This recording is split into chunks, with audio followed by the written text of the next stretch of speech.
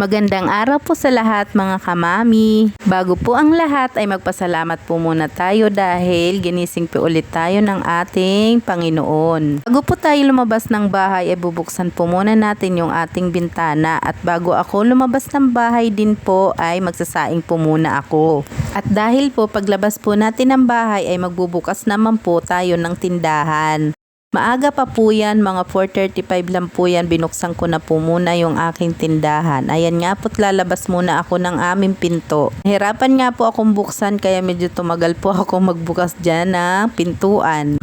Pagkalabas ko naman po ng pintuan ay yan na naman po ang ating munting pusa ay nag-aabang na naman po yan sa akin. Parati po yan nakasunod sa akin kahit saan ako magpunta nakabuntot.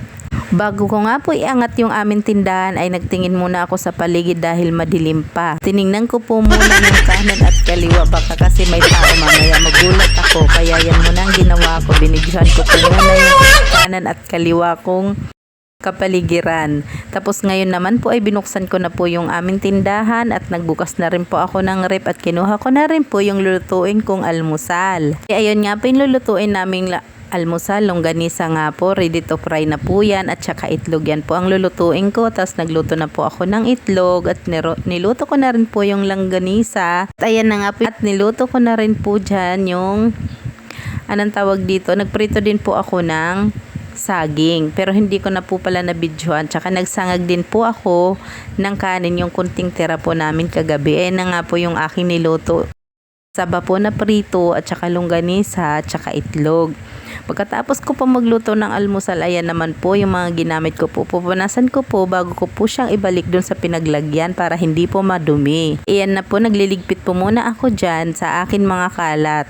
Para pagkatapos ko dyan ay lilipat naman po ako sa tindahan dahil magi-steam din po ako ng siopaw at saka siomay. Para po pag may bibili ay meron na pong nakabasta doon. Ayan nga po yung siomay, nilagay ko na rin po. Para po pag may bibili hindi na po siya mag-aantay. Meron din po pala nagpaluto ng kikiam. Kapalan po na may nagpaluto po ng kikiam, 20 pesos din po. Ayan nga po, pinakita ko po. Hindi ko na po napakita nung niluto ko po. Tapos nung katapos po kunin yung order ng kikiam ay kinuha ko naman po yung mga buting walang laman dun sa loob. Nilabas ko po dun sa lagayan ko ng basyo sa labas ng tindahan.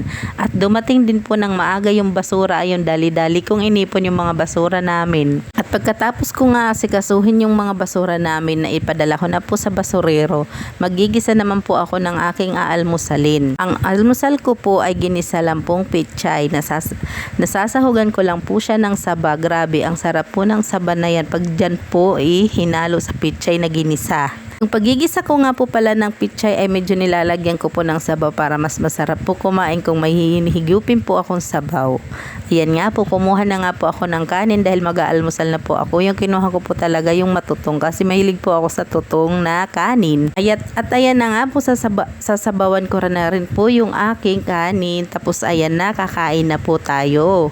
Titikman na po natin kung masarap po ang aking pagkagisa ng pichay sinahugan ng saba.